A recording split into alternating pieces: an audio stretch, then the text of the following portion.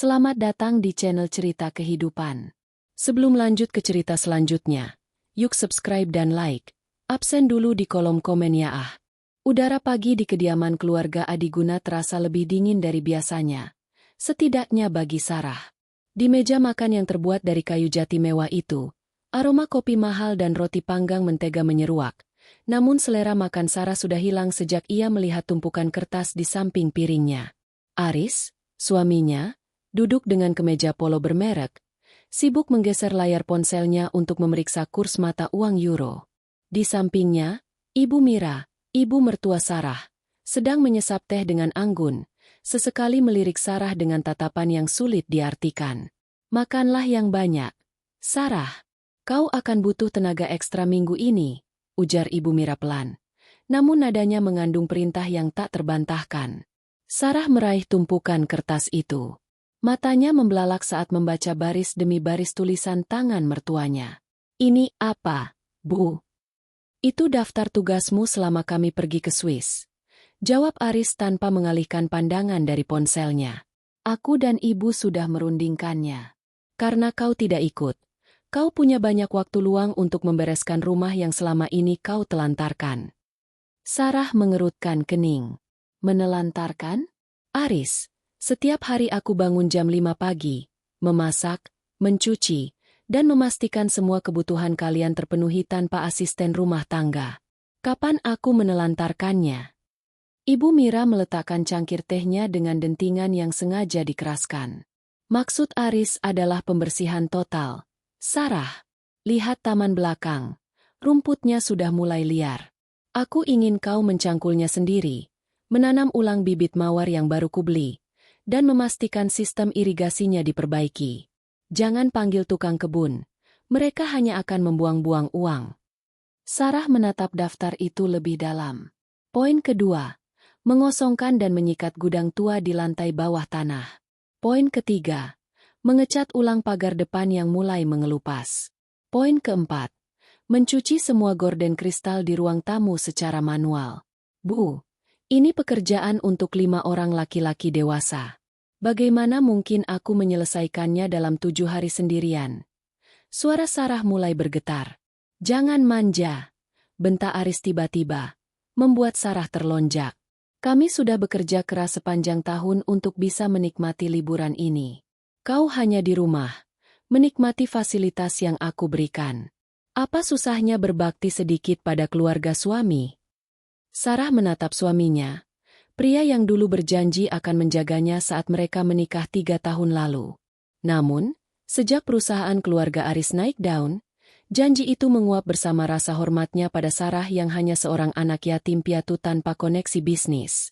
Tapi Aris, bukankah kita sudah sepakat? Kamu bilang ulang tahun pernikahan kita yang ketiga akan kita rayakan di luar negeri. Aku bahkan sudah menyiapkan baju hangat. Ibu Mira tertawa kecil. Suara tawanya terdengar seperti gesekan amplas di telinga Sarah. Baju hangat? Paling-paling kau hanya akan memakai jaket murahan dari pasar loa itu. Sudah, jangan banyak protes. Tugas-tugas itu adalah bentuk kontribusimu.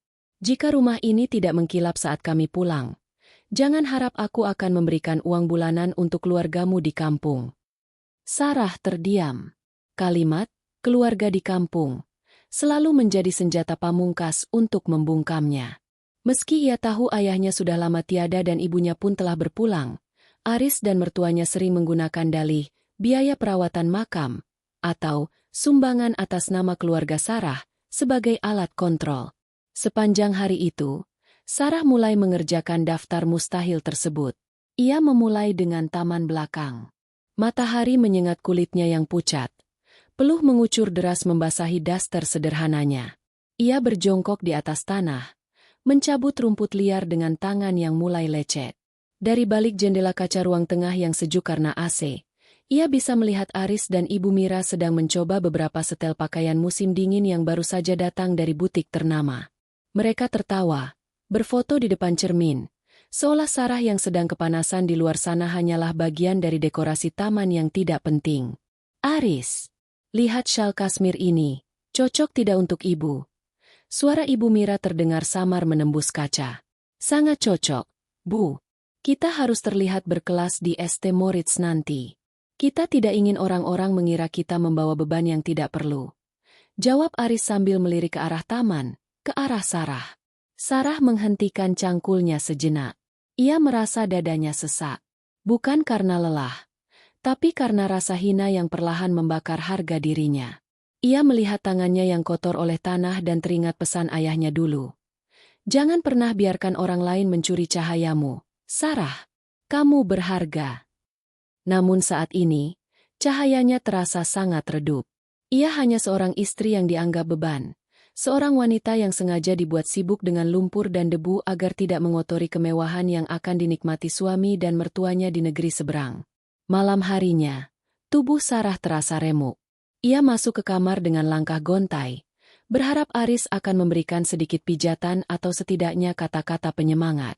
Namun, yang ia temukan adalah koper-koper besar yang sudah memenuhi tempat tidur. Geser sedikit. Sarah, aku perlu ruang untuk mengepak sepatu botku, kata Aris tanpa rasa bersalah. Sarah duduk di tepi kursi rias. Aris, aku benar-benar lelah. Bisakah kita bicara sebentar? Tentang keberangkatan kalian. Tidak ada yang perlu dibicarakan. Semua sudah jelas. Besok pagi-pagi sekali kami berangkat. Kunci cadangan ada di meja. Jangan lupa, gudang bawah tanah harus beres di hari ketiga. Itu bagian yang paling penting bagi ibu. Aris menutup kopernya dengan kasar. Sarah menatap punggung suaminya.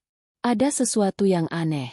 Mengapa mereka begitu terobsesi dengan gudang bawah tanah yang sudah bertahun-tahun tidak disentuh? Ada kecemasan yang tersembunyi di balik nada bicara mertuanya saat menyebut gudang itu. Kenapa harus gudang itu? Aris. Aris terdiam sejenak. Bahunya menegang. Karena kotor. Kau ini banyak tanya sekali. Sudah. Cepat tidur. Jangan sampai besok kau telat bangun untuk menyiapkan sarapan terakhir kami sebelum ke bandara.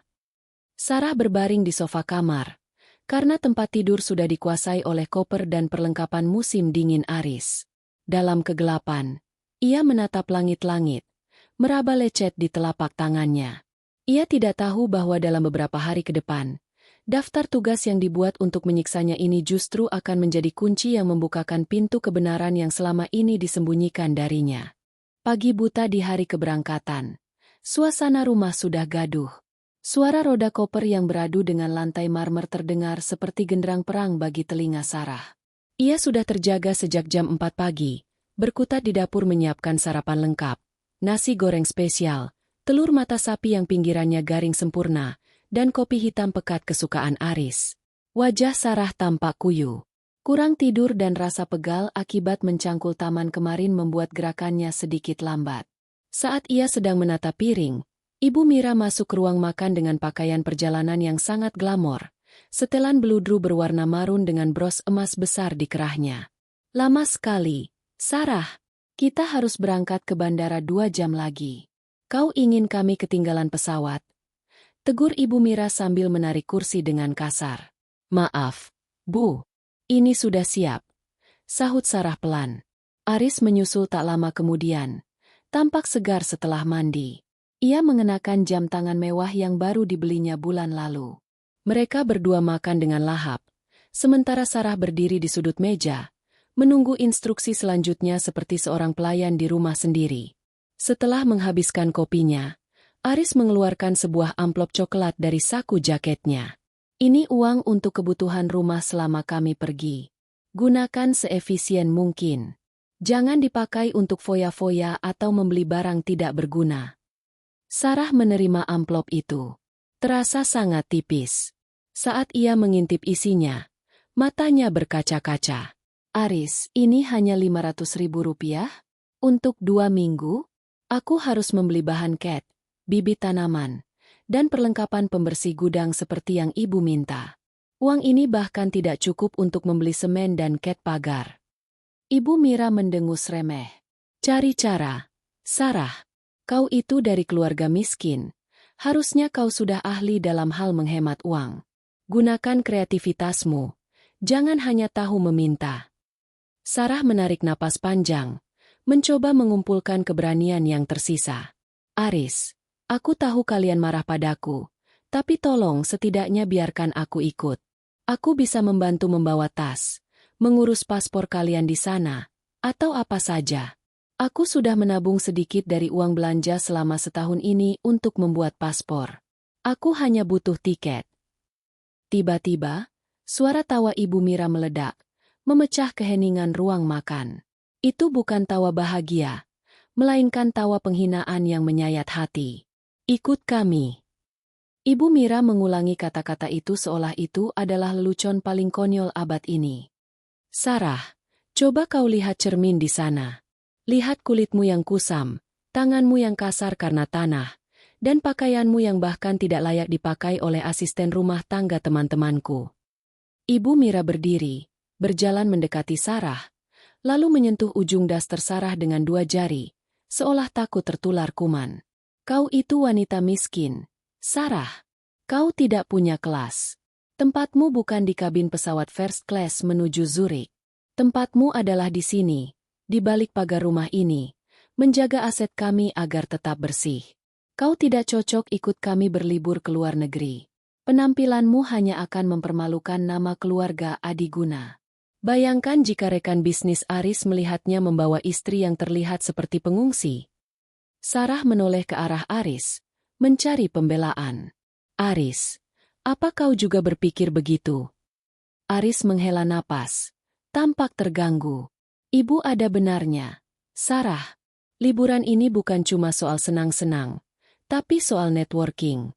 Aku akan bertemu orang-orang penting. Aku butuh ketenangan, bukan sibuk mengurusimu yang pasti akan norak saat melihat salju untuk pertama kalinya. Lebih baik kau jaga rumah saja. Itu tugas yang paling pas untuk kapasitasmu. Kata-kata itu terasa lebih tajam dari sembilu. Sarah merasakan sesuatu retak di dalam dirinya.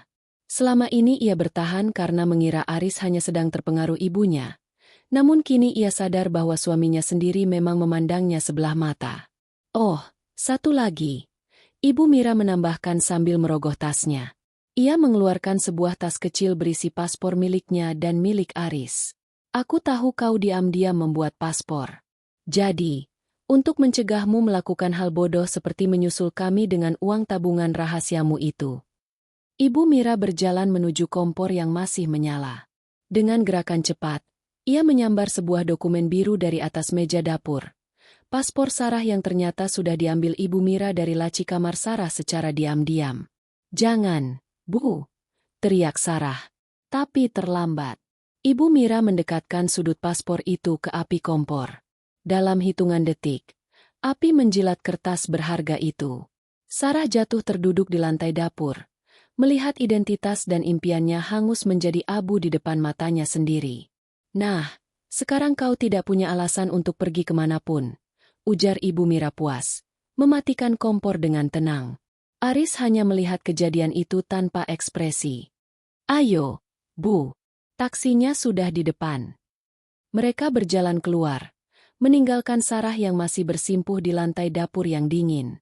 Sebelum pintu utama tertutup, suara Ibu Mira kembali terdengar, berteriak dari teras.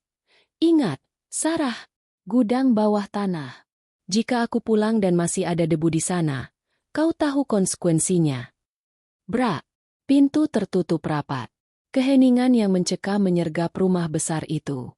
Sarah menatap abu paspornya di atas kompor. Air matanya jatuh.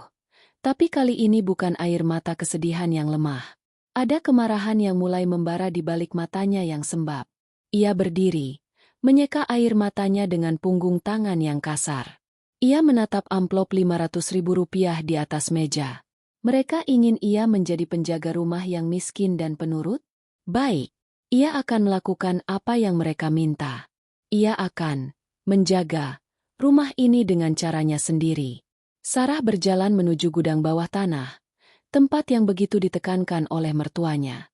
Jika ada sesuatu yang begitu ditakuti mereka hingga mereka harus menghancurkan paspornya dan menyiksanya dengan pekerjaan fisik agar ia tidak bisa beranjak dari sana, maka Sarah akan memastikan ia menemukannya lebih dulu. 3 hari. Itulah waktu yang ia miliki sebelum dunia keluarga Adiguna mulai runtuh, dan Sarah tidak akan membiarkan satu detik pun terbuang sia-sia. Sarah memulai hari pertamanya dengan kesunyian yang mencekam. Biasanya, rumah ini dipenuhi oleh perintah Ibu Mira yang melengking atau keluhan Aris tentang kemejanya yang kurang licin disetrika. Kini, hanya ada detak jam dinding dan suara napas Sarah yang memburu. Ia meraih ponselnya, berniat mengirim pesan terakhir pada Aris, bukan untuk memohon, tapi untuk memastikan apakah suaminya itu benar-benar tega meninggalkannya tanpa akses finansial yang layak. Namun, saat pesan dikirim, hanya muncul satu centang abu-abu. Ia mencoba menelepon, dan suara mesin operator menjawab, "Nomor yang Anda tuju sedang tidak aktif atau berada di luar jangkauan." Aris benar-benar memblokirnya. Ia memutus satu-satunya jalur komunikasi agar Sarah tidak bisa mengganggu kemewahan mereka di Swiss dengan keluhan tentang uang atau kelelahan. Sarah tertawa getir. Pengabdiannya selama 3 tahun dibalas dengan isolasi total. Langkah pertama yang Sarah lakukan adalah menghadapi daftar tugas itu. Ia tidak ingin memberi mereka celah untuk menyalahkannya saat mereka pulang nanti. Ia mulai dengan taman belakang. Sinar matahari pukul 10 pagi mulai menggigit kulit tengkuknya. Dengan cangkul yang terasa berat di tangannya, ia mulai membongkar tanah yang mengeras. Setiap ayunan cangkul ia bayangkan sebagai hantaman terhadap egonya yang selama ini terinjak. Satu hantaman untuk penghinaan Ibu Mira. Satu hantaman untuk pengkhianatan Aris. Tiba-tiba, mata cangkulnya membentur sesuatu yang keras. Bukan batu, suaranya lebih nyaring, seperti logam. Sarah berjongkok, menggali dengan tangan kosongnya yang mulai kotor oleh lumpur. Ia menemukan sebuah pipa besi tua yang terkubur dangkal, sistem irigasi yang disebut Ibu Mira. Namun, pipa itu tampak sengaja disumbat dengan semen. "Mereka ingin aku memperbaiki ini? Ini bukan rusak.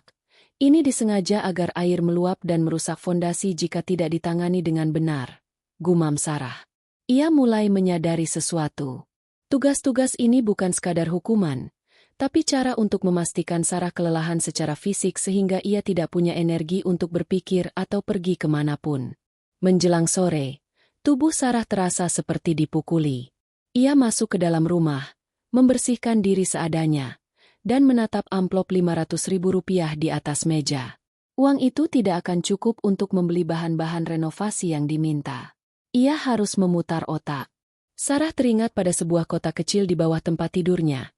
Tabungan darurat yang ia kumpulkan dari sisa uang belanja selama setahun, receh demi receh yang ia sembunyikan dari mata jeli Ibu Mira. Ia membukanya. Ada sekitar Rp2 juta.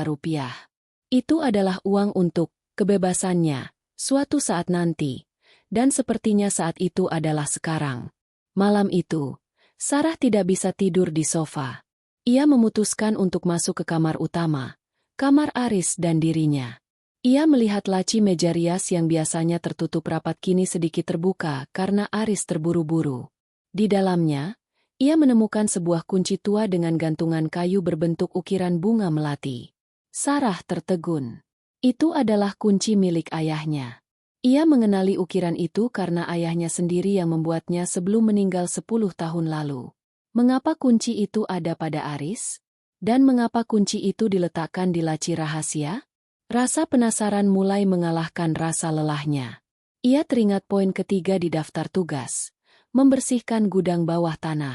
Dengan senter di tangan dan kunci melati itu di genggamannya, Sarah menuruni tangga menuju ruang bawah tanah. Udara di sana lembab dan berbau debu bertahun-tahun.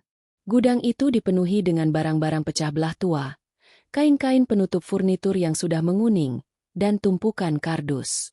Ibu Mira selalu melarang Sarah masuk ke sini dengan alasan, alergi debu Sarah akan kambuh, atau banyak tikus.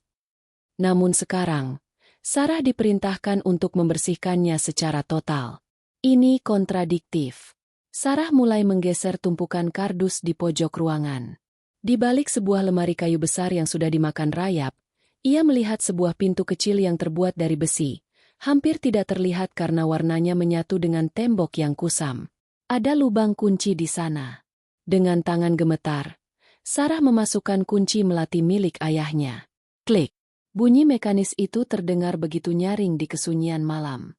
Pintu itu terbuka sedikit, menghembuskan udara dingin yang berbau kertas tua dan kayu cendana. Sarah masuk ke dalam ruangan sempit di balik pintu besi itu.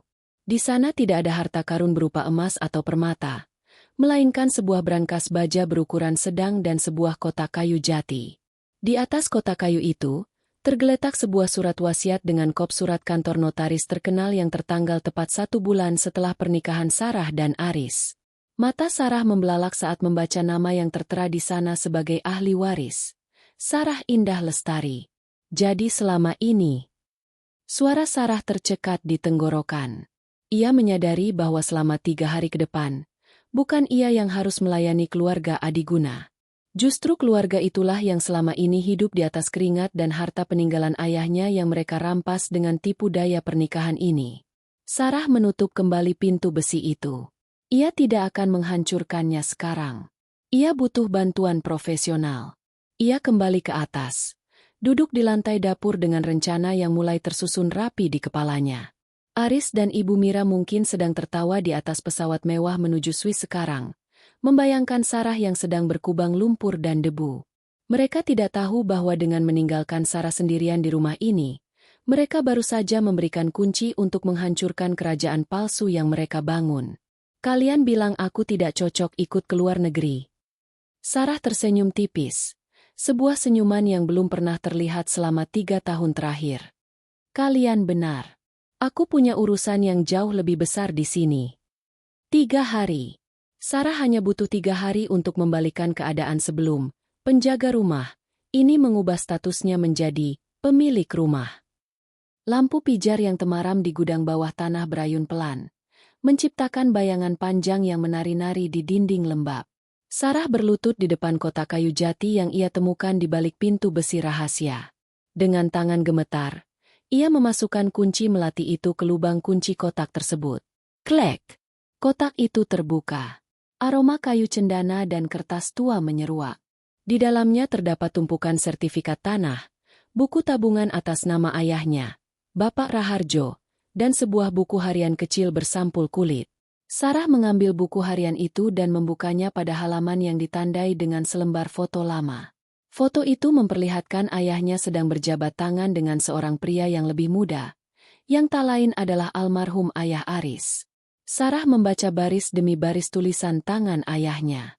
Matanya mulai memanas. Ayahnya bukan sekadar teman bisnis ayah Aris.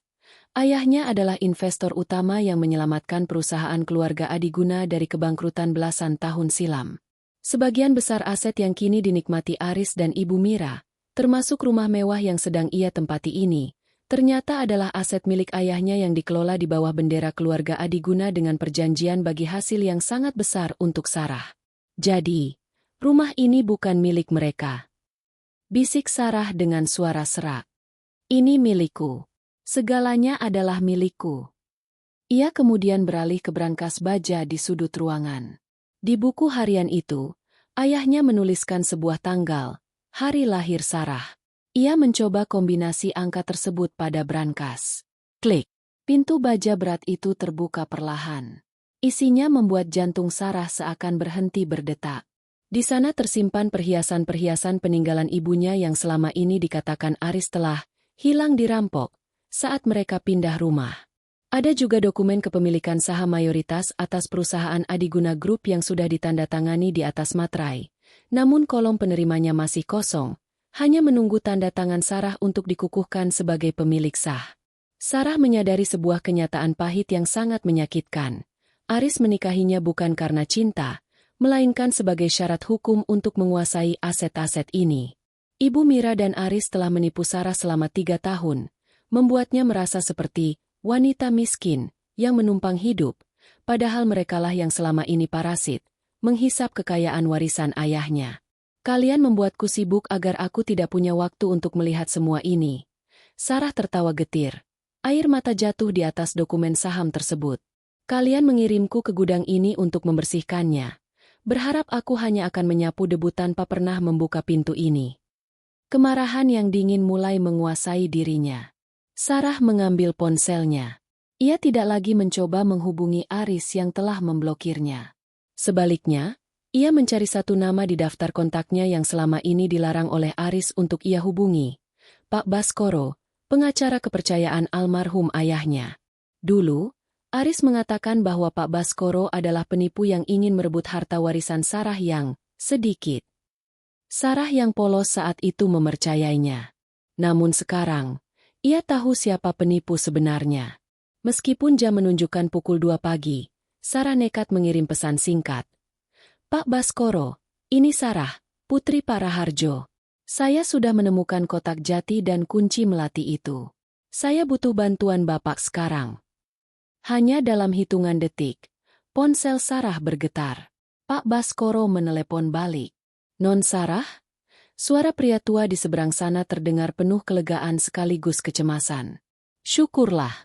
Saya sudah menunggu panggilan ini selama 3 tahun. Aris dan ibunya selalu menghalangi saya untuk menemui Anda. Mereka bilang Anda sedang sakit jiwa dan tidak ingin bicara dengan siapapun. Sarah menutup mulutnya, menahan isak tangis. Mereka berbohong, Pak. Mereka menindas saya. Sekarang mereka sedang berada di Swiss. Dan mereka meninggalkan saya di sini untuk menjaga rumah yang ternyata milik saya sendiri. Dengarkan saya, Non Sarah, ujar Pak Baskoro tegas. Besok pagi, pukul 9. Saya akan datang bersama tim legal dan notaris. Jangan kerjakan apapun di daftar tugas mereka lagi. Anda bukan pembantu mereka. Anda adalah pemilik tunggal Adiguna Group. Kita akan memulai proses pengambil alihan aset besok juga. Setelah menutup telepon, Sarah berdiri. Rasa lelah yang tadi menggelayuti tubuhnya seolah sirna. Ia berjalan naik ke lantai atas, melewati ruang tamu yang luas dan mewah. Ia menatap foto keluarga besar Adiguna yang terpajang di dinding, Aris dan Ibu Mira yang tersenyum sombong. Sarah menurunkan foto itu dari dinding. Ia tidak membantingnya. Ia hanya meletakkannya di lantai, menghadap ke bawah. 3 hari, gumam Sarah sambil menatap keluar jendela, ke arah taman yang baru setengah ia cangkul. Dalam 3 hari, kalian akan tahu bagaimana rasanya kehilangan segalanya. Persis seperti kalian membuatku merasa tidak memiliki apa-apa selama ini. Ia masuk ke kamar utama. Namun kali ini ia tidak tidur di sofa. Ia melempar semua barang-barang Aris yang masih tersisa ke lantai dan berbaring di tengah tempat tidur king size yang empuk. Untuk pertama kalinya dalam 3 tahun, Sarah tidur dengan perasaan tenang. Ia tahu bahwa saat matahari terbit nanti, Sarah yang lemah telah mati, dan seorang pewaris yang tangguh telah lahir kembali. Di luar sana, angin malam berhembus kencang, seolah menyapu debu-debu kebohongan yang selama ini menyelimuti rumah itu. Sarah tertidur lelap, siap menyambut hari di mana ia tidak lagi menjadi pelayan, melainkan menjadi ratu di istananya sendiri. Tepat pukul 9, sebuah mobil sedan hitam mewah berhenti di depan gerbang. Sarah, yang kini mengenakan salah satu gaun sutra terbaik yang pernah ia simpan di dasar lemari, berjalan menuju gerbang. Ia tidak lagi menunduk. Bahunya tegak, tatapannya tajam. Pak Baskoro turun dari mobil bersama 2 orang pria bersetelan jas rapi. Pria tua itu menatap Sarah dengan mata berkaca-kaca. Non Sarah, Anda sangat mirip dengan almarhum Bapak. Kekuatan itu ada di mata Anda. Terima kasih sudah datang, Pak. Sahut Sarah dengan suara stabil. Mari masuk. Kita punya banyak hal yang harus diselesaikan sebelum mereka kembali. Di ruang tamu, dokumen-dokumen dari brankas rahasia itu digelar di atas meja kaca. Pak Baskoro memeriksa satu persatu dengan teliti. Tim legalnya mulai mencatat dan melakukan verifikasi digital melalui laptop mereka. Ini jauh lebih buruk dari yang saya duga, Non, ujar Pak Baskoro sambil menghela napas. Aris tidak hanya menggunakan aset Anda sebagai jaminan, tapi dia juga melakukan pengalihan dana ilegal dari perusahaan untuk membiayai gaya hidup mewah ibunya. Liburan ke Swiss yang mereka nikmati sekarang, itu dibayar menggunakan dividen yang seharusnya masuk ke rekening Anda. Sarah mengepalkan tangannya di bawah meja. Berapa banyak yang mereka ambil? Hampir 70% dari likuiditas perusahaan. Tapi ada satu celah, Non. Pak Baskoro menunjukkan sebuah dokumen. Karena rumah ini dan tanah di bawahnya secara hukum masih atas nama Bapak Raharjo dan belum dibalik nama kepada Anda Aris memalsukan tanda tangan Anda untuk menjadikannya jaminan utang pribadi ke bank lain. Jika Anda menandatangani pembatalan ini sekarang, semua akses keuangan mereka akan membeku secara otomatis karena dianggap sebagai transaksi bodong. Sarah mengambil pulpen. Tanpa ragu sedikit pun, ia membubuhkan tanda tangannya. Bekukan semuanya. Pak, saya ingin mereka merasakan apa artinya tidak memiliki 1 sen pun di negeri orang. Setelah urusan dokumen selesai, Sarah melakukan langkah berikutnya dalam transformasinya. Ia memanggil tim pembersih profesional, penata taman, dan kontraktor. Ia tidak lagi memegang cangkul atau sikat lantai. Ia berdiri di tengah ruangan, memberikan instruksi dengan telunjuknya. Bongkar taman belakang. Kembalikan seperti desain aslinya yang disukai ayah saya. Cat ulang seluruh rumah ini dengan warna yang saya inginkan. Bukan warna emas norak pilihan Ibu Mira. Dan gudang bawah tanah itu. Kosongkan semua barang-barang keluarga Adiguna. Buang ke tempat sampah. Perintah Sarah tegas. Siang harinya, Sarah pergi ke pusat perbelanjaan elit di jantung kota. Ia tidak lagi pergi ke toko diskon. Ia masuk ke butik-butik yang dulu selalu dikatakan Ibu Mira, terlalu mahal untuk wanita miskin seperti Sarah. Ia memotong rambutnya yang kusam menjadi potongan bob yang sangat elegan dan modern. Ia membeli beberapa setel pakaian desainer, tas kulit asli, dan sepatu tumit tinggi yang membuatnya tampak setinggi martabatnya yang kini kembali. Saat ia melihat bayangannya di cermin besar butik itu, Sarah hampir tidak mengenali dirinya sendiri. Wanita di cermin itu tampak berkuasa, dingin, dan sangat cantik. Namun, di tengah kemewahan itu, Sarah tetap waspada. Ia tahu bahwa di Swiss, kartu-kartu kredit di dompet Aris sedang bekerja keras untuk membayar hotel bintang 5 dan jam tangan mewah. Sarah duduk di sebuah kafe, memesan kopi yang harganya lebih mahal dari seluruh uang saku yang diberikan Aris untuk 2 minggu. Ia membuka ponselnya, lalu masuk ke aplikasi perbankan perusahaan yang aksesnya baru saja dipulihkan oleh Pak Baskoro. Dengan beberapa ketukan di layar, Sarah melihat daftar transaksi yang sedang berjalan. Hotel Baur Aulak, Zurich, $4,500. Bucherer Rolex Boutique, $12. Sarah tersenyum miring. Ia menekan tombol, blokir akses darurat. Seketika, status semua kartu yang dipegang Aris berubah menjadi merah. Akses denied. 1 hari telah berlalu, gumam Sarah sambil menyesap kopinya. Kalian punya 2 hari lagi untuk menikmati pemandangan Alpen sebelum kenyataan menghantam kalian lebih keras dari salju di sana. Malam itu, Sarah kembali ke rumah yang kini mulai berubah wajah. Pagar yang kusam telah dicat ulang oleh para pekerja, taman mulai tertata rapi, dan yang paling penting, suasana di dalam rumah tidak lagi terasa menyesakan. Sarah masuk ke ruang kerja Aris, mengambil semua foto-foto narsis suaminya, dan memasukkannya ke dalam kotak kardus untuk diletakkan di pinggir jalan. Ia duduk di kursi kebesaran ayahnya yang dulu direbut Aris. Ia merasa utuh. Ia merasa kuat. Dan yang paling manis dari semua ini adalah kenyataan bahwa Aris dan Ibu Mira tidak punya ide sedikitpun bahwa wanita miskin, yang mereka tinggal untuk menjaga rumah, kini telah menjadi orang yang memegang kendali atas napas finansial mereka. Sarah mematikan lampu ruang kerja, membiarkan kegelapan menyelimuti rencana yang kini berjalan sempurna. Di benuanya yang jauh, Aris mungkin sedang kebingungan di depan kasir, sementara di sini, Sarah sedang mempersiapkan panggung untuk babak akhir dari sandiwara keluarga Adiguna. Maaf, Tuan, kartu Anda ditolak. Sistem kami memberikan kode restricted access. Ujar petugas kasir berseragam rapi itu dengan aksen Swiss Jerman yang sangat sopan namun tegas.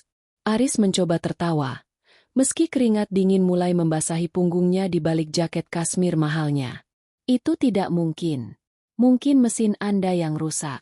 Coba kartu yang ini kartu platinum perusahaan. Kasir itu mencoba kartu kedua. Hasilnya sama. Declinet. Cobalah kartu Ibu, Aris. Bisik Ibu Mira dengan nada panik. Mungkin bank di Indonesia sedang mengalami gangguan jaringan. Tidak mungkin uang kita habis. Aris mencoba kartu kredit pribadi ibunya, lalu kartu debit cadangan. Semuanya memberikan hasil yang sama, kegagalan transaksi. Di belakang mereka, antrean pelanggan mulai berbisik-bisik. Ibu Mira, yang selalu merasa dirinya adalah ratu sejagat, merasa harga dirinya sedang diinjak-injak di pusat mode dunia. Ini keterlaluan. Aku akan menelepon bank sekarang juga, geram Aris. Ia menarik ibunya keluar dari butik, menghindari tatapan menghina dari para pelayan toko. Mereka kembali ke Hotel Baur Aulak, hotel bintang 5 tempat mereka menginap. Namun, kejutan yang lebih besar sudah menunggu di meja resepsionis. Seorang pria berpakaian resmi menyambut mereka dengan wajah tanpa ekspresi. Tuan Adiguna, kami baru saja menerima notifikasi dari penyedia jaminan keuangan Anda. Tampaknya ada pembatalan otorisasi pada akun yang Anda gunakan untuk deposit hotel. Jika Anda tidak bisa memberikan jaminan kartu lain atau pembayaran tunai sebesar 8.000 franc untuk tagihan yang sudah berjalan, kami dengan sangat menyesal meminta Anda untuk mengosongkan kamar dalam 1 jam. Apa? Kau tahu siapa aku? Teriak Ibu Mira. Suaranya melengking hingga ke lobi hotel yang tenang. Kami adalah pemilik Adiguna Group. Ini pasti kesalahan teknis. Kami tidak peduli siapa Anda, Nyonya. Aturan hotel tetap aturan. Jawab resepsionis itu dingin. Aris segera mengeluarkan ponselnya. Ia mencoba masuk ke aplikasi mobile bankingnya. Tangannya bergetar hebat. Saat layar berhasil terbuka, jantungnya serasa berhenti. Saldo yang biasanya menunjukkan angka miliaran kini hanya menyisakan angka 0 yang berderet panjang. Semua aset likuidnya telah dipindahkan ke sebuah rekening penampungan yang terkunci. Ibu, uangnya tidak ada. Semuanya dibekukan. Bisik Aris dengan suara parau. Apa maksudmu tidak ada? Mana mungkin? Ibu Mira merebut ponsel itu. Matanya melotot melihat angka 0 tersebut. Ini pasti ulah bank. Atau peretas. Aris, hubungi kantor pusat sekarang. Aris mencoba menghubungi sekretarisnya di Jakarta. Namun panggilannya selalu dialihkan. Ia mencoba menghubungi manajer keuangannya. Namun orang itu hanya menjawab singkat bahwa ada perintah restrukturisasi dari pemegang saham mayoritas yang baru saja muncul. Pemegang saham mayoritas? Siapa maksudmu? Ayahku sudah meninggal, dan saham itu milik kita. Teruk Aris frustrasi. Pikiran Aris melayang ke rumah. Ia teringat Sarah. Tidak mungkin, pikirnya. Sarah itu bodoh. Dia wanita miskin yang tidak tahu apa-apa selain membersihkan lantai. Namun, rasa panik mulai menggerogoti logikanya. Aris mencoba membuka blokir nomor Sarah yang ia lakukan 3 hari lalu. Dengan jari gemetar, ia menekan nomor istrinya. Utut. Panggilan itu tersambung. Namun tidak ada jawaban. Aris mencoba lagi. 5 kali, 10 kali. Tetap tidak ada jawaban. Sementara itu, di Zurich yang dingin, mereka benar-benar terjepit. Mereka tidak punya uang tunai yang cukup untuk membayar hotel, apalagi untuk membeli tiket pulang yang baru karena tiket lama mereka ternyata juga dibatalkan secara otomatis oleh sistem perusahaan yang mendeteksinya sebagai pengeluaran ilegal. Aris, bagaimana ini? Ibu lapar, dan koper-koper kita masih di dalam. Tangis Ibu Mira mulai pecah. Ia yang tadinya menghina Sarah karena tidak pantas berada di luar negeri, kini justru terlihat seperti gelandangan mewah yang kebingungan di tengah dinginnya Swiss. Mereka terpaksa duduk di bangku taman kota, dikelilingi oleh koper-koper mahal yang kini terasa seperti beban berat. Aris mencoba menelepon teman-teman bisnisnya, namun entah kenapa, semua orang seolah menghindar. Kabar tentang masalah internal di Adiguna Group tampaknya sudah menyebar lebih cepat dari yang ia bayangkan. Ini pasti ada hubungannya dengan gudang itu, gumam Aris tiba-tiba. Wajahnya pucat pasi. Ibu, apakah ibu yakin sudah mengunci pintu besi di bawah tanah dengan benar sebelum kita pergi? Ibu Mira terdiam. Wajahnya yang penuh riasan mahal itu kini tampak pucat. Ibu rasa sudah.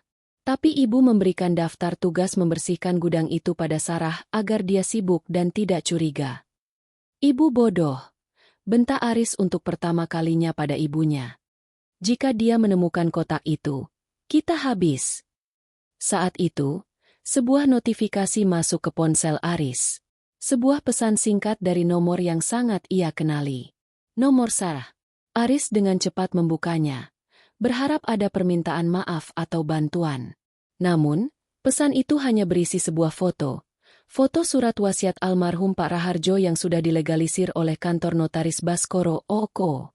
Di bawah foto itu, ada satu baris kalimat yang membuat Aris lemas dan hampir jatuh dari bangku taman.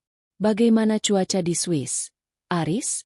Aku harap saljunya cukup dingin untuk mendinginkan kepala kalian yang sombong. Jangan khawatir soal rumah. Rumah ini sudah kembali ke pemilik aslinya.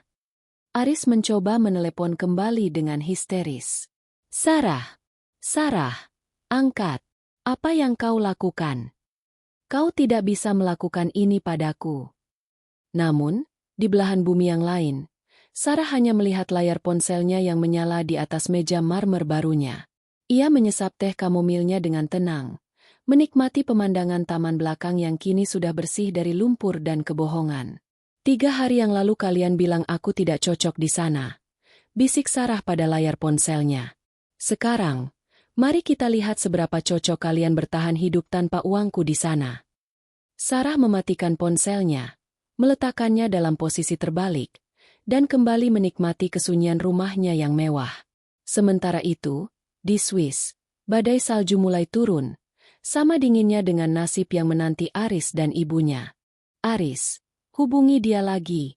Cepat. Perintah Ibu Mira dengan suara bergetar. Katakan padanya kita hilaf. Katakan padanya ibu minta maaf. Apa saja. Aris, ibu tidak bisa bermalam di sini. Kita bisa mati membeku. Aris, yang wajahnya sudah pucat pasi seperti mayat, kembali menekan nomor Sarah untuk yang ke-50 kalinya. Jantungnya berdegup kencang setiap kali mendengar nada sambung. Ia merasa seperti seorang terpidana mati yang menunggu pengampunan. Kali ini, di dering kelima, panggilan itu diangkat. Sarah? Sarah! Syukurlah kau mengangkatnya. Teriak Aris histeris. Ia tidak peduli lagi pada harga dirinya yang sudah jatuh ke titik nadir. Sarah, dengarkan aku. Ada kesalahan besar di sini. Kartu-kartuku tidak bisa dipakai, dan pihak hotel mengusir kami.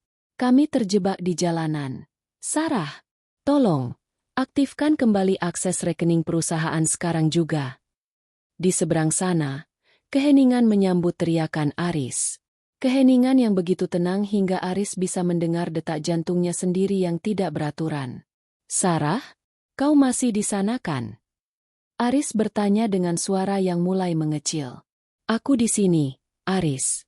Suara Sarah terdengar sangat jernih, sangat tenang, dan sangat berbeda dari suara istri yang biasanya selalu gemetar ketakutan di hadapan mereka. Aku baru saja selesai mandi dan sedang menikmati secangkir teh di teras belakang.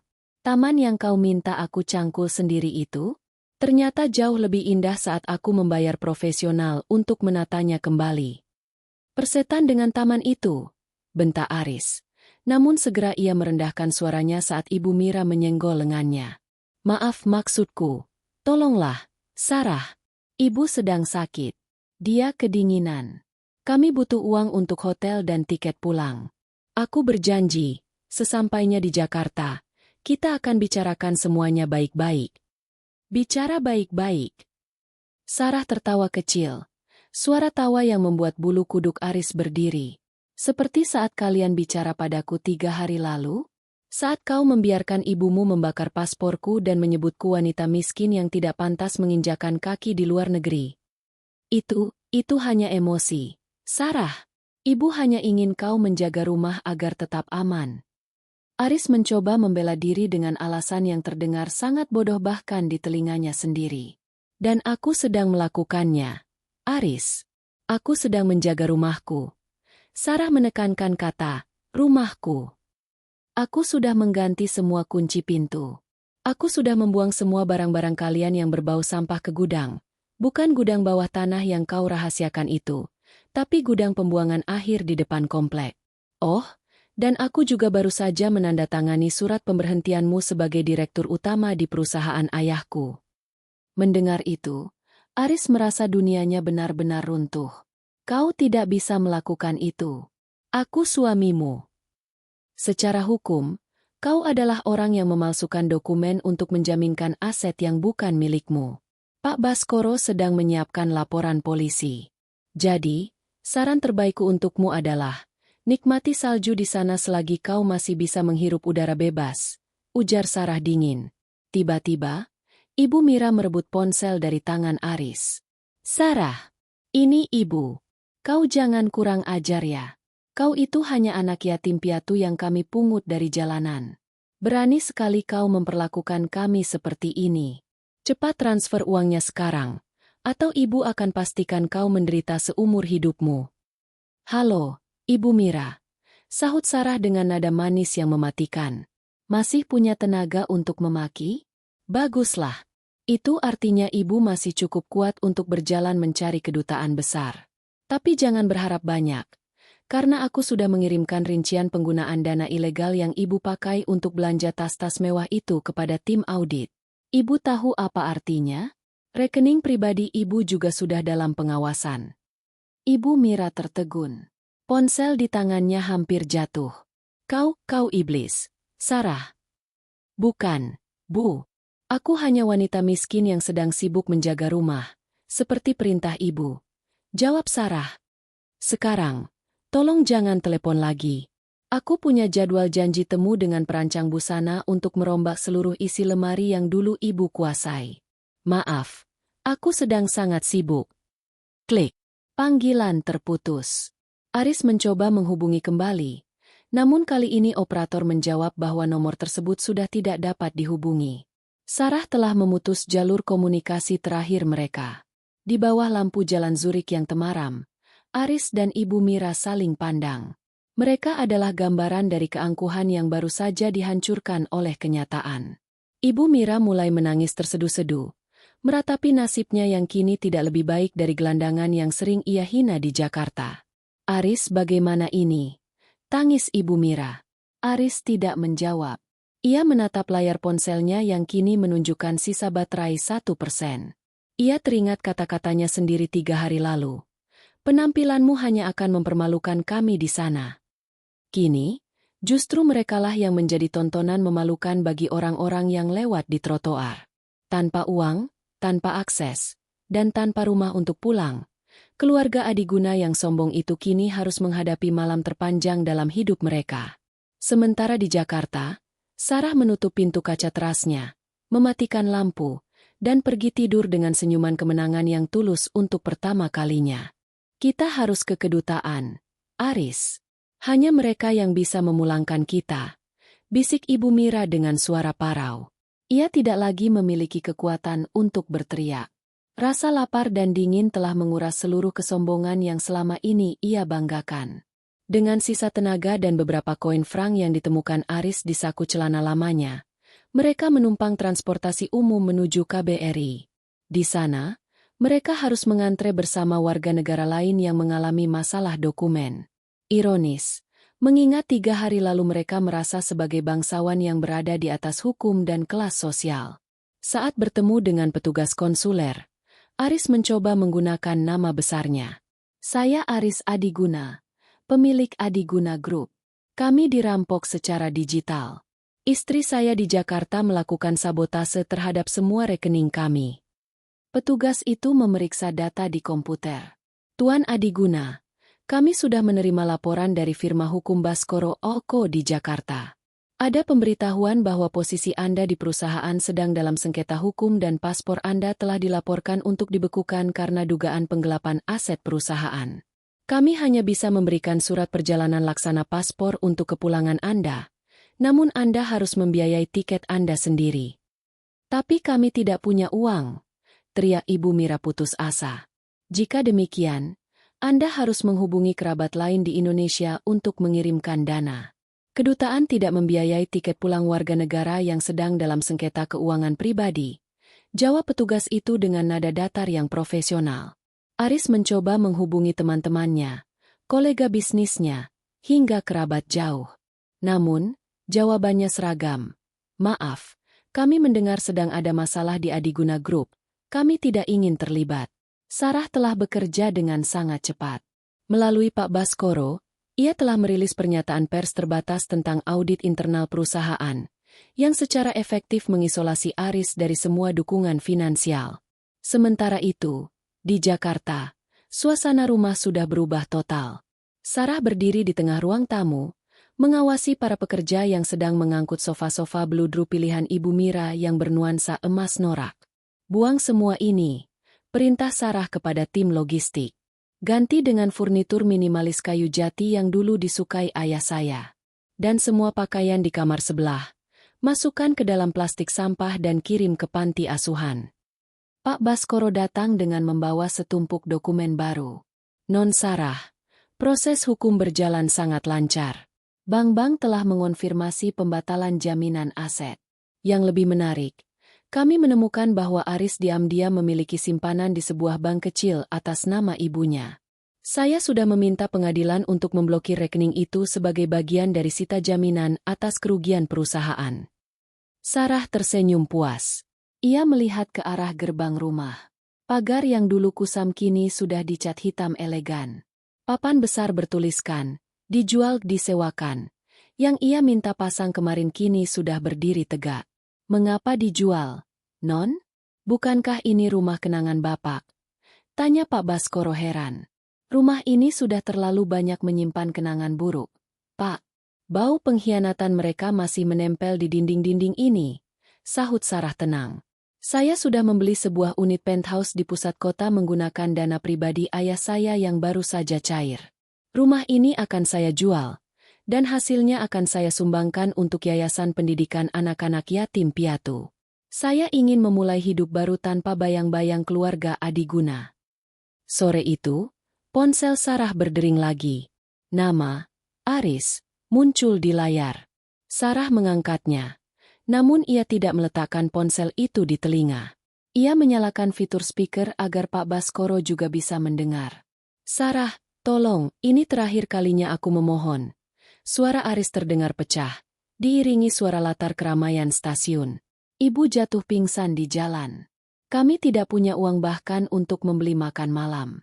Kami akan menjual jam tangan dan perhiasan ibu. Tapi di sini tidak ada yang mau membelinya tanpa sertifikat asli. Aku mohon, kirimkan tiket pulang untuk kami. Aku akan menandatangani apapun yang kau mau. Aku akan menceraikanmu jika itu yang kau inginkan. Hanya pulangkan kami. Sarah menatap Pak Baskoro, yang hanya menggeleng pelan sebagai isyarat bahwa hukum tetaplah hukum. Kau ingin pulang, Aris? Tanya Sarah dingin. Bukankah kau bilang aku wanita miskin yang tidak pantas berada di luar negeri? Sekarang lihat dirimu. Kau sedang mengemis pada wanita miskin. Ini hanya untuk sepotong tiket pesawat kelas ekonomi. Aku salah, Sarah. Aku mengaku salah. Tangis Aris pecah. Tiket pesawat sudah kupesan untuk kalian, ujar Sarah tiba-tiba, membuat Aris terdiam sejenak karena lega.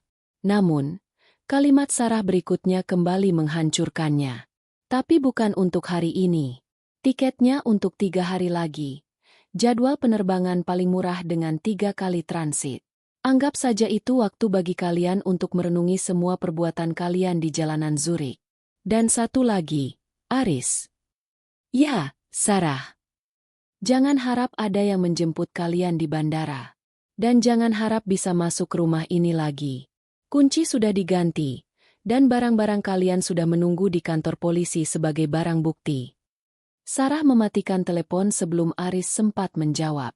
Ia menatap matahari yang mulai tenggelam di Cakrawala, Jakarta. Selama 3 tahun ia terpenjara dalam kepatuhan yang keliru.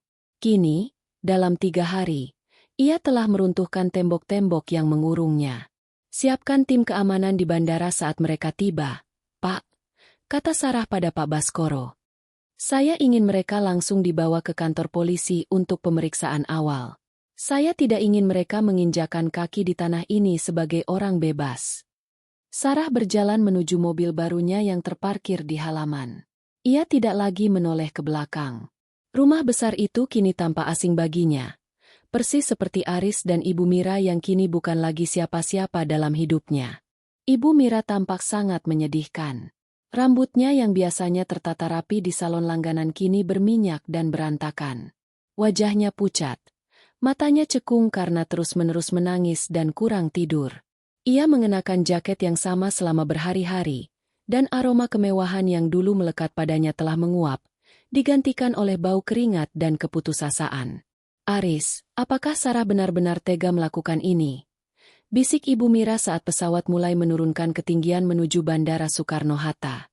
Dia pasti hanya ingin memberi kita pelajaran, kan?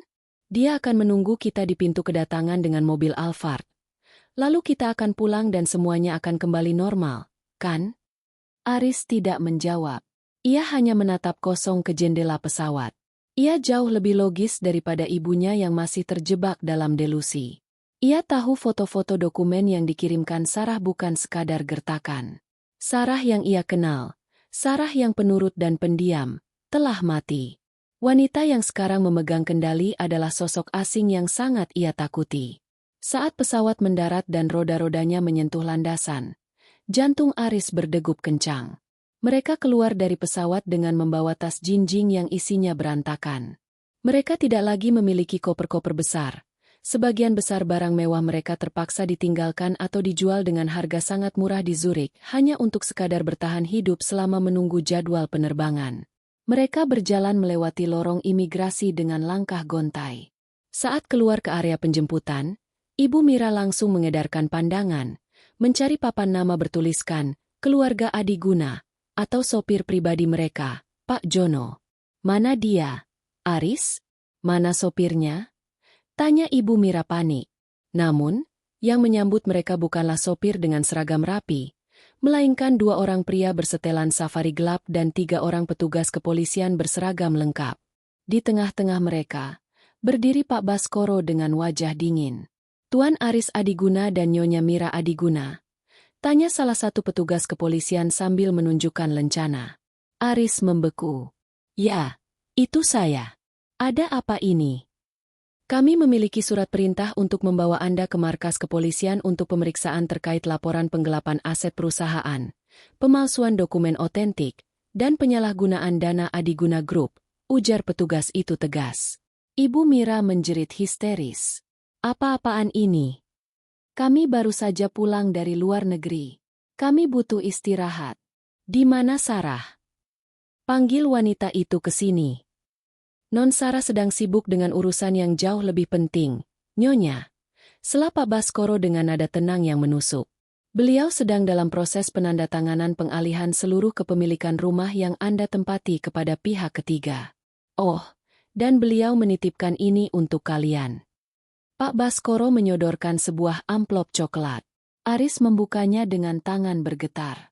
Isinya adalah surat cerai yang sudah ditandatangani oleh Sarah di atas materai, beserta salinan laporan audit forensik yang membuktikan semua kejahatan finansial mereka selama 3 tahun terakhir.